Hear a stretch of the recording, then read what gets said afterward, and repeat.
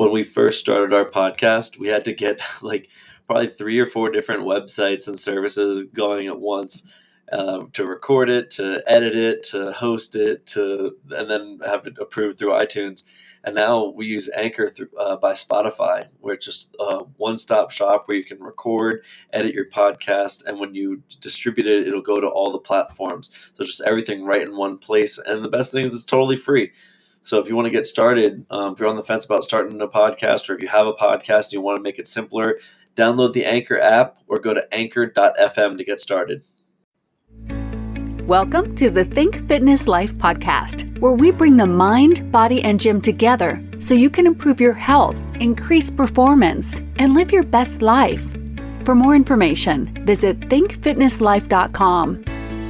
Here are your hosts, Matt Gluckman and Eric Menchie.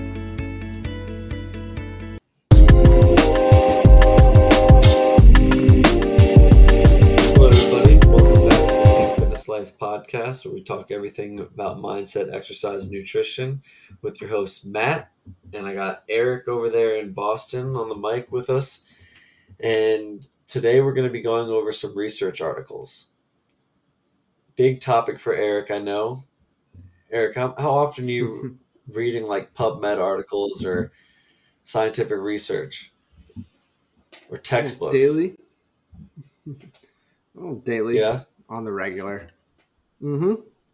How much you got to keep up with it is you reading new stuff that comes out versus doing your own research and reading old published articles? More new stuff, because I like to see what's kind of coming out. So a great source I use is Science Daily, which gives articles, but it always links back into research and studies. So you can see what they're saying in the articles, kind of a brief synopsis, and then you can go read the study if you want. So that's usually how I find a lot of my studies and kind of dive into. You're seeing the latest data coming out.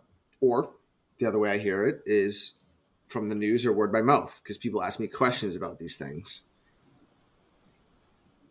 So a lot of the data, when you look for the actual study after you've read the article in Science Daily or wherever you've read the article, do you find that data?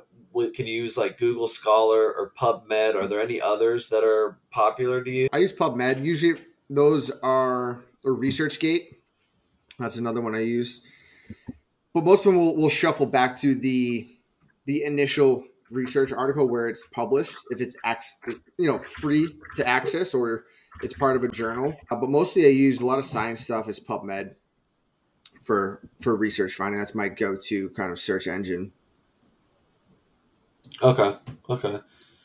And, the reason that we're talking about this today is, we want to get people to, think. That's the first word of our whole brand, but just become a critical thinker in terms of, you take the headline of the article first, then you read the article, then you look at the study before just seeing the headline and taking it all as matter of fact.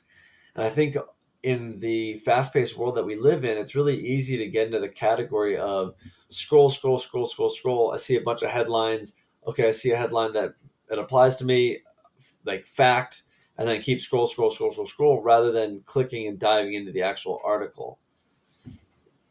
So and that's the issue with nowadays, with this life of 10, 15 seconds on whether it's TikTok, Instagram, or whatever outlet you use of information. People don't take the time to actually stop and read and look. They just want to know, okay, what's the quick bit of information?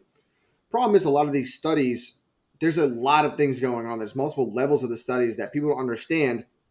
And sometimes, not all the times, because science is good. We like science. But if it is pushing to a certain direction or a certain outcome, people might have questions on it. You have to really read the data and see what the numbers are providing, and not just reading like an excerpt that was taken out of the study, but taken out of context, it's used in a completely different manner and can kind of skew the way people view things. And it's been done years and years over time. It's been done through marketing industry. So big companies and corporations that want to fund their thing, they're going to push their own data and their own findings. That's a big thing. So a lot of times when it comes to research, like we will dive into, you have to really find out, is it legit and what's kind of behind this research? So we're not looking at just key marketing thing. And we're in times now where little scary times, right? Where we're in these times where people want to know science. But I think science, in my opinion, is getting a little bit kind of pushed to the side because agendas want to be pushed further. So it's like, okay, we really need to take a step back and not get marketed certain things and start looking at the actual data and the science coming out. And then we are starting to do that as a society, especially with things like sugar and fats. Years ago, that used to be touted as fats were bad, sugars weren't the problem. Finally, it's starting to flip. We're starting to see this push for less sugar, less processed food to cut down on healthcare spending and healthcare issues in the future. Yeah, I think a big one, kind of cycling back to kind of the first thing you're talking about, but from science to article, is correlation doesn't always mean causation. And you'll see a lot of these studies that come out that observed a correlation, and then all these articles written about it that the wording is in a causation manner, and they reference a study that is just observing a correlation. So I think that's probably the most common practice, because that's like how you get someone's attention to click on something. You're not going to click on something that says like, hey, there might be a connection here. I mean, unless you're someone who, is very already methodical, then, you already have a good head on your shoulders. That's great. I want people to be more like that. But I think the way that things have structured is it's like, it's a competitive space. People want to get you to click on their articles. They want you to read about the study that's associated with their press group or whoever's basically marketing it. So I think a good example. It's huge. Sorry, go ahead. I was just saying that's huge, right? The promoting of things, food, certain things, or kind of pushing data to the side that we know exists, but it's not going to benefit a company from making money, that it's kind of like put away. And you have a great example of that. Yeah. This is just a funny, because it's after the fact. This thing's written more recently, but it goes over dives into the history of tobacco and the cigarette companies from the 30s and 50s, and are the articles that would say doctors advise healthy cigarette brands. And it has clips from the newspaper. It says 113,000 doctors from coast to coast were asked. Family doctors, surgeons, nose and throat specialists, doctors in every branch of medicine were asked, what cigarettes do you smoke? And the answers came in by the thousands. Actual statements from doctors themselves. Figures were checked and rechecked. The results, Camel. So more doctors smoke Camel cigarettes than any other cigarettes. Let's see. After all, doctors are humans too. Imagine that. They smoke for their pleasure. Pushing taste. Cigarettes. It's pretty amazing. But that was the trends, right? So these big companies, these cigarette companies, and they've done it to an extent, but up until I think it was like the late 90s, that they really got shut down, right? You can't see cigarette ads on TV. You really can't see them on billboards anymore. I'm not even sure if they can put them in magazines anymore, because they know the issue with them. But think about it, in the 30s, 40s, 50s, that was what doctors said. Imagine that. And now, when you hit the 60s, 70s, 80s, they start realizing, well, there's a correlation here. Cancers, disease, cardiovascular disease, heart disease, you name it. That's where, and we can see that's where marketing can really trick people. Now, whether they knew back then because they had the data or science, I don't know, right? I would say they probably had an inclination that smoking cigarettes were bad, because the 30s, 40s, 50s, I know people think it's a long time ago, but people still had a pretty good gist of what was healthy and what wasn't, right? We still had the aerobic doctrine come out by Dr. Kenneth Cooper, right? Got to do aerobics, got to stay healthy, all that stuff. And we're also seeing trends of physical activity starting coming out, being healthier. So they had to have known that smoking cigarettes wasn't beneficial for you, but yet they push it anyways. Yeah, there's a piece of that is a layer of it for sure.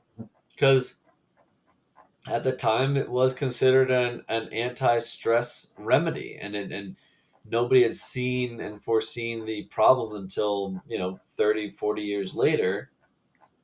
But this is also an example of the marketing side of things. If you read some of these ads, some of them just say about them being less irritating, and it just says like 20,000 physicians say that Lucky cigarettes are less irritating, and it doesn't really ever talk about like the science behind what's the difference between a fresh and an irritating cigarette. Like it really matters anyway.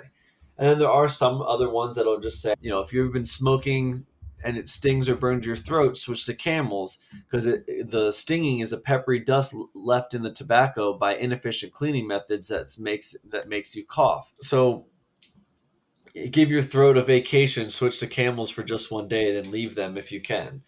It's just, I don't know, it's just kind of funny. Like, tell them to switch to Cools and they'll be all right. Doctors, lawyers, merchants, like the marketing is already about explaining how the people who are higher up in the society, because you got to remember 30s and 40s and 50s, there was definitely a social hierarchy where you went to the doctor and you trusted everything they said. You went to their lawyer and you were putty in their hands to do everything for you. And so just talking about how they pick the cigarettes of that brand, and they're just trying to do brand marketing and get you to buy that specific brand of cigarette. So zooming out, yeah, there is that whole side of the health issues of cigarettes in general, but then zooming in, you get the whole marketing spin on the science at the time, and now it's Chesterfield versus Dunhill versus Cool versus Camel versus Viscery versus Lucky. So you get an exponential increase to the misinformation and bad agendas that are out there that are causing confusion in the public by this little dichotomy between the science and marketing. And that is always going to be a problem. And we still see it to this day. Only recently, I mean, more like, where are we at, 5-7 years ago right now, the sugar industry came under attack. And it's been on for a while. Probably about 2015, maybe 2012. Yes, I think it was 16. They dug through. Same thing. And part of getting into research and marketing is companies and corporations need to make money. So how are they going to do that? They're going to make it seem like their product, whether good or bad, is beneficial, and they want you to buy it. So they're going to hide information, or they're going to throw it away or push it away. And that's a big issue when it comes to marketing and research. As you found out with the sugar cover-up, researchers at Harvard were paid back in the day over $50,000, and that's back in the day, to basically shift the blame of studies finding that sugar was bad and led to heart disease and cardiovascular disease to saturated fat. And what that did is it shifted everything. People were terrified of fat. And I'm sure you remember growing up in the 90s, fat was a bad thing. Low fat, no fat, like, oh, you got to limit cholesterol. I remember my parents even worried about that. And now we've kind of gotten out of that, and we're flipping it and be like, no, it actually, fat's not the problem. Certain kinds of it, yes, but it's sugar. And now that industry is really taking a hit. But what does that do? It's going to fight back no matter what. It's going to market their things in different ways. Coca-Cola now has this zero sugar Coke, but probably tastes the exact same. So they claim, okay, tell me what's in it to make it taste the exact same. These companies aren't going to just roll over and be like, all right, we're not going to make money. They're still going to figure out how to make their money on these products by bad marketing, and people still are not aware of the issues with marketing and what research can do in that realm. And we're just trying to get people to be aware of it. That's all. Because it's always going to be out there, just about making you a smart, what's the word I'm looking for? A smart learner, and just being able to question things and be open-minded, but be skeptical at the same time. I think it's really Because important. I mean, you made a good point about the sugars and fats, because I remember for the longest time, my mom would make sure she cuts the fat off of everything I ate. And now it's I like come remember full that. Oh circle yeah. where I'm eating the fat. I make sure I eat the skin. I'm eating maybe even some of the cartilage. And if I'm eating like chicken breast or even red meat, I don't cut the fat off. I mean, there's a lot of benefits. Have shown through the carnivore diet studies that when you eat an animal nose to tail, that there's a lot of compounds that you need from like the liver, from the fat, from the cells or the cartilage that coexist with the proteins. But if you're just eating just straight lean meat protein, then there are some compounds They're in there missing. that can build up over time and be problematic to the system. But In so fairness, and people don't know. People don't. Like our parents really didn't know. They weren't in this field.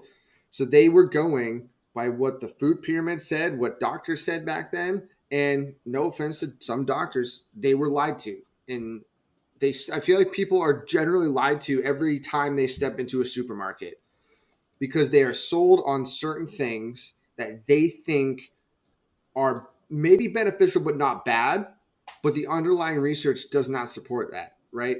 So you still have well products I loaded with high fructose corn syrup, all this crap that these companies know is bad, but there doesn't matter because if we can deceive them and make it seem like it's healthier by putting like low caloric food on it or all this jazz, low fat, low sugar, but it still has these processed compounds in it, they're just tricking you into basically doing the same behavior patterns over and over again. And it's not beneficial for anyone, as we've seen with increase of disease rates and all cause mortalities go up. A lot of from dietary behavior and intake of poor food choices. and I don't want to go too far into the side of saying that they're lying, because that's a whole episode in of itself for podcasts, like I will. the whole lie is Not down really that road, but just, well, aiming for understanding I think is the best route to go. So in my eyes, it's like, I mean, yeah, like a lie has, we can sit here and argue definitions or go back and forth and explain different definitions, but it's different agendas and it's different yeah, regulations that get pulled back and pulled back and pulled back and pulled back and pulled back, and yeah, they become very misleading.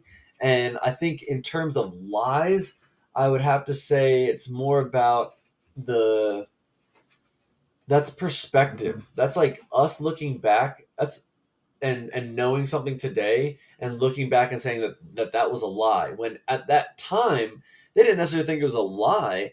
They just were blurring the lines a little bit and were being truthful, but they didn't realize at how much that little discrepancy in their transparency would create problems later on. Like for example, going back to the 30s and 50s of cigarettes, we can go back, or we can come sooner. So 30s, 50s, go to the 70s, and you had articles that would come out about sugar and it keeping your energy up but your appetite down.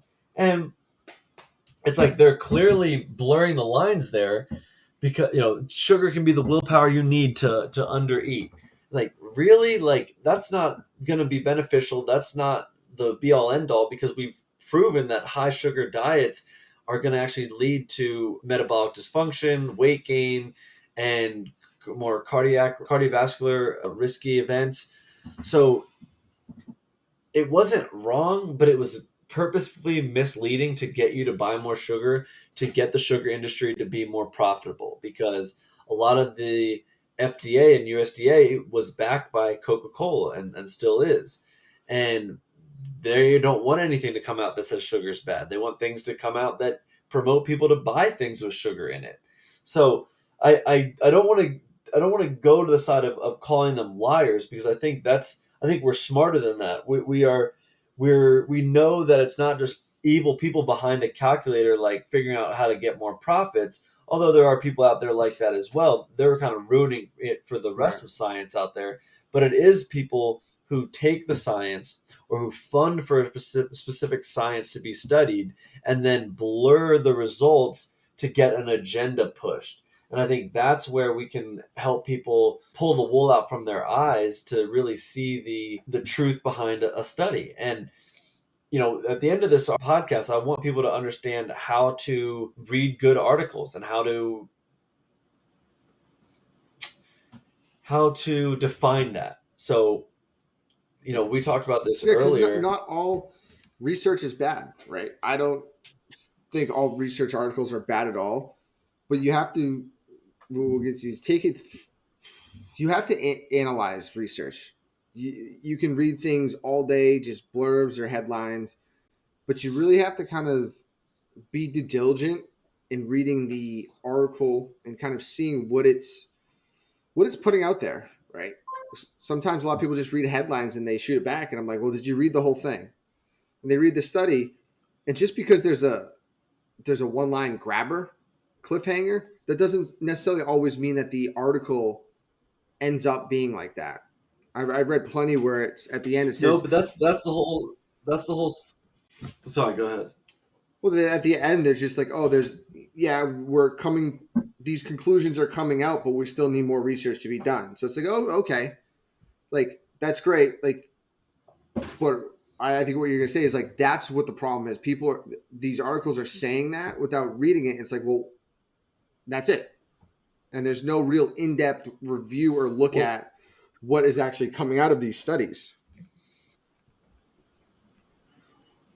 and that's just the difference of science versus marketing. Is science is the scientific approach, doing a studies, digging further, asking questions, examining limitations, not just here's the fact that I'm looking for, let me go out and find data that supports my fact, or oh my gosh, I just found a little correlation, let me make this article that gets people to click on it and read it, and just completely mislead them to the actual facts. And that's why I don't want to get into the side of labeling them as lying, because there's so many agendas out there. There's people who just want to feed their family and just want to do good research and get people to click on it. But I think coming back to what our goal is for the end of this episode is to get people to understand data and funding. So when you look at an article, if it has the study linked at the bottom, before you even read the article, you'll know how to click on that link and see if it's a good study, even worth reading the article. Because if the study is just a theoretical study, or it has like a sample size of like 5 people, or it's just purely analytical data over a 2 hour period, then you already know that the article that was written on it is baseless. But if you click on that link at the bottom of that article and you find something with a large sample size and a good strength in their findings, so they found a large correlation across multiple population bases or multiple locations, then it's starting to have more traction. If you start to see more empirical data versus purely analytical, then now you've seen that it's beyond just that one study, and now it's including some other data and other information from past studies. And then epidemiological study versus not was a great point by you, if you want to go ahead and explain that one. There's recently with a lot of documentaries and research is what people have to be kind of aware of is, and there's still valid studies, but epidemiological studies is just analysis of distribution of like, okay, who, what, when, where, and your patterns. And a lot of times they use it for health and disease. So the sometimes the issues with epidemiological studies is they're not, I would say they can be valid, but they're not taking all factors into consideration. So they might ask, okay, so you're going to become part of the study. We're going to track you for 5 years of your life, but you're going to write down every 3 months what you ate and what you can remember, what you did, what you ate, and that's it. And then you'll come in and we'll test some levels or whatever you want to test. We don't know what that person does outside of what they're writing down on the paper, right? So we're just getting kind of mass groups of their normal life. So with those, you can have an unhealthy user bias or a healthy user bias, right? So you can have people that are really healthy that go through this epidemiological study and they can alter the data.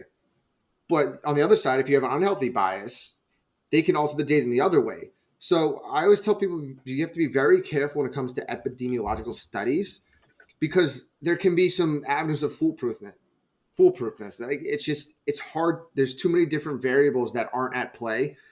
It's not like you've locked someone in a room or a lab and you've studied them for 5 years straight and you've controlled every aspect of that person's life.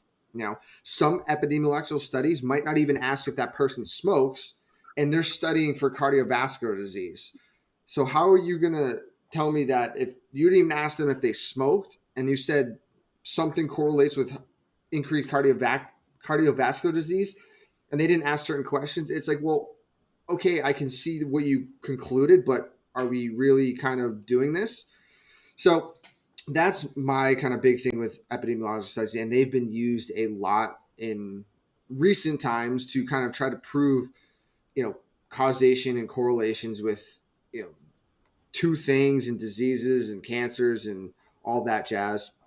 So for the listeners is, they can still be accurate, but you have to take them with a grain of salt. You have to really see, okay, was this an epidemiological study, and read through it. Okay, there could be outliers. And then from there, you can go look at studies that might have a healthy user bias versus an unhealthy user bias. And you can see where the numbers can change. I would like to say you kind of, it's not fair because if you have a healthy user bias, means everyone's doing everything healthy, they're working out, their diet is very on point, they're not eating any processed foods. Those numbers can skew actual data where we know that most people don't live in a healthy user bias. Then once you get into an unhealthy user bias, it can take something and basically say, oh, because someone ate eggs every day, that it could increase their cholesterol. But it also might not say that they smoke or drank or ate McDonald's every day with those eggs. So a little bit to be cautious of those studies. Like Matt said, empirical, which means there's extensive data on it. That's always a more solid approach because the more data points you have on something, the more you can understand it. Some studies come up and they might be one or two studies of their own and the first of their kind, and that's more analytical. And once you get into that, it's sort of like, okay, we might need to do a little more research. But once you get into empirical meta studies and data analysis where we have 30, 40, 50 years of studies coming out, it's like, okay, we can start making a little more conclusions. Let's use an example. Let's talk about that metabolism study. So an article was written recently about a meta study, so encompassing over 60, 70 authors over, where was it here? I don't want to misquote. 6 labs collected over 40 years, 80 co-authors. The article that came out said, what we think we know about metabolism may be wrong. Okay? I think that's a great example of a quality headline. Clearly, they're trying to grab you with attention, but clearly they're not trying to make any definitive or give any definitive solutions or answers right away. They want you to click and further read. They talk about the findings. They discuss the articles, and then there's a link to see the document that was written about the meta study. So in that document, you can click on go further and find more of the authors, find more of the directed studies, and dig even further. So this wins in a couple categories, but it also doesn't look good in some other categories, and we're going to go ahead and break it down. In terms of the sample size and the strength of findings, that's a plus. That's a check right there, thumbs up. Empirical versus analytical. It's a meta study, so it's another thumbs up. Epidemiological versus not. Most of the studies were not. And the funding. I didn't have any clear single layered funding that came from a group of people that were trying to get you to misbelieve in metabolism. So clearly there's a lot of weight to this published article. And all they're really trying to say is that we previously thought that your metabolism would decline every year after you're done puberty. So if like 25 on, your metabolism just slows down. But what it's determined is that you have three major periods of your metabolism.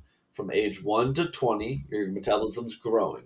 From age 20 to 60, your metabolism holds steady, and at 60, your metabolism declines at about 0.7% a year. The importance behind then taking this information and processing it is, okay, this is a meta study. It's has a large population base and large strength and findings. Then there's clearly some takeaways here, and a big takeaway coming from my perspective is that too often do people blame their metabolism or blame their body, blame their genetics, blame their biology for their weight gain or their lack of weight loss. And what we're trying to show here, and what the studies are trying to show here, is that that's false. Is that there's something else to look at. Is that if your metabolism across the board should hold steady between 20 and 60, and you're having issues with weight gain or not being able to lose weight, whatever it may be, then clearly you need to look at another category. You need to look at the pillar of your activity levels and your exercise. You need to maybe do a deep dive into what your diet entails and the quality and the sourcing. And you need to maybe look at your gut health and possibly have leaky gut that's causing you to have weight gain. But you can't just blame your metabolism, because you should have the ability to get your metabolism functioning appropriately. So wouldn't you agree that that's a good example? I think this one's yeah, and this is, I say this, it's a tricky art. This is a tricky research, right? Because a lot goes into metabolism. I think people need to understand that first. Metabolism, like we discussed prior to this, it's not just your ability to burn food. Your body is running metabolism through all cells of your body, throughout wake, sleep, you name it. Like right now, there's all sort of processes going on. Now, from my perspective, it looks like this is looking at more metabolism as if your overall energy expenditure daily, so your basal metabolic rate, and that's not really fluctuating too much. But on the flip side, I don't think what it's saying to people is that your metabolism doesn't really not change. So it's not an excuse for people to be like, oh, my metabolism doesn't change, I'm good. Right? There's more factors that play a role into it, like you were saying. So I think now that this opens this door, it now opens up another conversation saying, well, people shouldn't just assume that their metabolism is going to slow down at 30. Like, what are they doing to cause their metabolism to possibly be altered a little bit? So whether slow down or speed up. And it did mention in the article about having muscle mass and more metabolic tissue, that the decrease of that as we age, is a possibility to lead to a decline in metabolic rate. So you're declining your metabolism. So great article, new research. It's going to kind of change how we kind of view what's going on with our environment, with our diet choices, with how we live our life. And got to kind of think with some of this, are some of these people active, inactive? We don't know. We'll find out once we really read the full study, but they might not ever say what their user bias was. That's fine, but it gives a total different perspective of kind of how we can kind of look at research. It was a good example of that. Saying, okay, this is new coming out, and they say this will lead to probably further research on this topic and why that is occurring, right? So we've kind of figured out right now there's something going on, but we haven't figured out that why yet. We kind of have a gist, right? So 1 through 20, you're really growing, like you're becoming an adult. And at some point, if you do that and it stops, your metabolism should sort of plateau, because organisms, we need to survive, right? And then as it keeps going, at some point, we do start to slow down as our processes slow down as we age. But as we've known, it has always been because we age. And what now science is starting to say now, that might not be the case. We might be doing it because of our lifestyle choices. Yeah, I think that's a really important part of just looking at research articles in general is Eric's kind of walking through the steps mentally of looking at the other variables, like some of the other contributing factors that are playing into it, and then where to take the future research, where to look at things next. And I think that's a great way to not only get the results or get the chunk of data that you're looking for from this article that's going to apply to your life, but then it's also going to help you to ask the questions so that you know how to continue looking for information referencing what you're specifically looking for. Because it's like, kind of more specifically, it's like, well, how does that affect someone who's 40 who already had two kids? And how does that affect someone who had a knee injury and went from biking to swimming twice a week or something like that? So now you can get more specific. There's not going to be specific articles out there for everyone's specific scenario, but if you can start to piecewise the data out there from published studies that are reputable, then you can basically come together with a collection of information that's going to be most applicable to your lifestyle, your habits, your behaviors, and your fitness journey. So we have one more that we want to go into and break down: the aging and caloric restriction. You want to go ahead and talk about this one a little bit?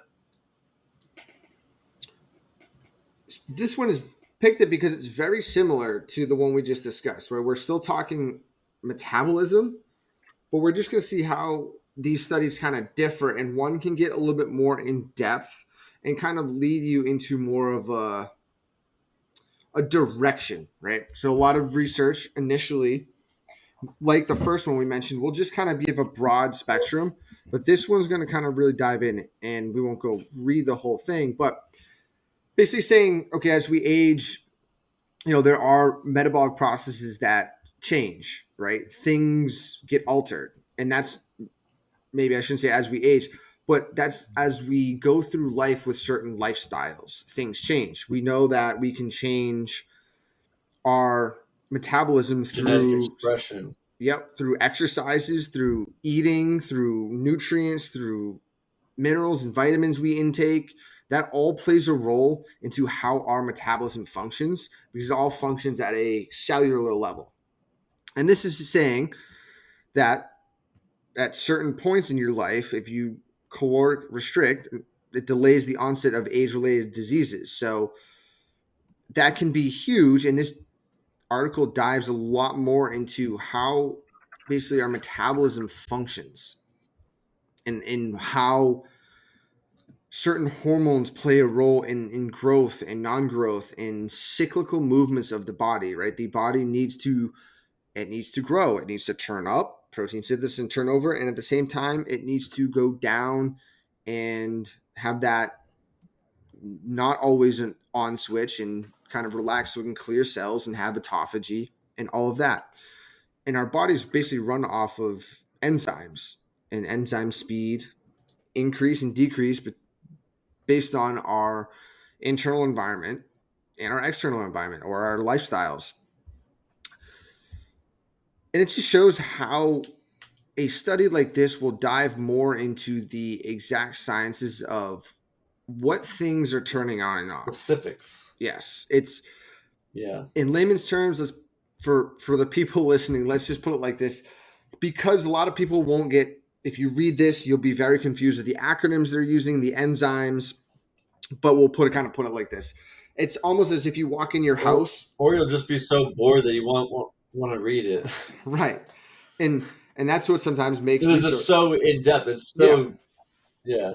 And that's the stuff that those research we don't see a lot of in the mainstream media, because it's, or these higher end posts, because it's not really pushing a solid ending. It's just saying, hey, we see this, we know what happens with this when we restrict calories. It changes metabolism. And why I also picked it kind of goes along with the other one, and it kind of I wouldn't say contradict, but it kind of shows how it can be a little bit different, right? So we have one that's saying oh, through your 20s, 30s, 40s, it very much stays the same. But this one says, well, if you do certain things to your metabolism of your body, you can now change it and alter it. So one's kind of basically, to me, right, kind of comes off, says, hey, this is the end all be all. This is what it is. The other one says, well, it's like, maybe I want to open up the garage door on the far end of the garage rather than the close one. Or do I want to turn the heat on versus the AC on when it's certain temperatures outside? And that's what this second article is really saying is when it's warm outside and I want to cool down, I need to turn the AC on. I don't need to just have it stagnant or turn the heat up a little bit more. So we're always regulating in an internal environment through our body. And I think that's where, for metabolisms, what people need to understand is it's not just this one thing. It's not one switch that flicks on and go, hey, let's increase it and decrease it. It's like thousands of switches, upregulating and downregulating daily as we're going through this life. So great article, kind of goes to show caloric restriction can delay that age process. Now, on the contrary side, right, you can't do that forever because the body's built for survival. So when people might read that, be like, oh, aging and caloric restriction, and they see an outcome that says it can decrease the aging process, right, and has a role in longevity. I agree with that, but it's in moderation. You can't restrict calories every day of your life because then your body just thinks it's going to be dying, and it's literally going to shut down, or it's going to regulate down to new levels. So there's always this balance of back and forth, right? That's why exercise is so beneficial, because you put yourself outside of homeostasis, outside of these realms. Your body's like, oh, I have to figure out what's going on, and I have to adapt to this, and then it comes back down and it regulates itself back and forth. The same thing happens with eating, whether you're fasting, not fasting, or eating certain foods, whether you're eating vegetables and good quality proteins, or are you eating Kraft mac and cheese and processed meats, right? That all turns on different signals. And that's the end part of research, especially on the nutrition side, is we need to make sure that people are getting the correct information. And that's what we're most concerned about, is the correct information so they can live a full, healthy, and long life that they want without having these ailments, right? There's no sense of living a long life, but the last 30 to 40 years are poor quality because people in industries were misleading with some of their information to make money. Yeah, there's definitely a benefit to needing to have some sort of variance in your diet, because like Menchie said, what the study is referencing is when you just eat at 1,000 calories a day, well, guess what? Your body's not going to be burning 2,000 calories a day. If you keep consuming 1,000 calories a day, your body will adjust the level that it's burning. So, and in a way, it applying to the way studies are done and the way articles are written is there's not like a blanket diet that works for everybody, and there's not a blanket study that's going to tell you how to live your life and how to eat so that you are at your perfect weight all the time. It is a combination of things, and that's why the best thing we can do is inform and educate and teach people how to be good learners and how to look for good research and make appropriate decisions based off of good research rather than making whimsical, erratic behavior changes based on headline articles or headlines of articles. And that's where there's a big difference between the science versus the marketing of things. And unfortunately, not all science is good marketing, and not all marketing is good science. You just have to take everything with a grain of salt and be very skeptical, but also be open-minded. The idea behind reading something is to learn something and take something away from it. So don't just throw all the baby out with the bathwater. See what little tidbit of gold information that you can take out of something or away from a study that they did really well, and hold reservations for things that are yet to be determined. Another thing, reading research and articles like that, sometimes they word them very tricky. So you might not be able to completely understand them. It's just sometimes their language they write in that, depending on the study, I'm not saying they're all like that, but they can get very tricky to understand.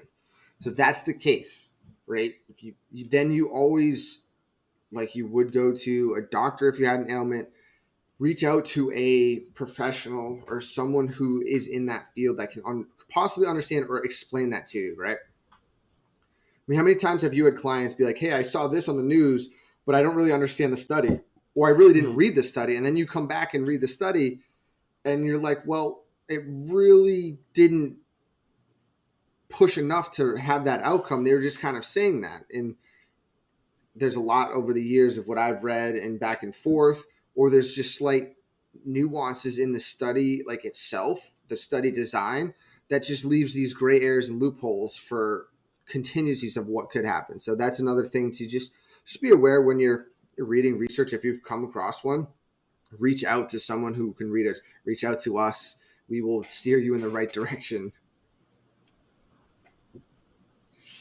Yeah, there's definitely an important part to be stated that's kind of what we're here to do, and that's what we do. And after all this talk about nutrition and recommendations, we've looked over so much research that we know that what's out there and that's been proven in the data. And all the research out there has shown that you can't just cut calories to lose weight. Your body will adjust its metabolism accordingly and will stop burning as much energy.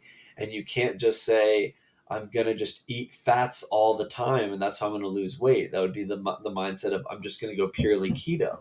It doesn't work that way. It is about being able to learn to read good research articles and inform yourself of the best decision for you and your state and your perceived goal and outcome for your situation, because everyone's different.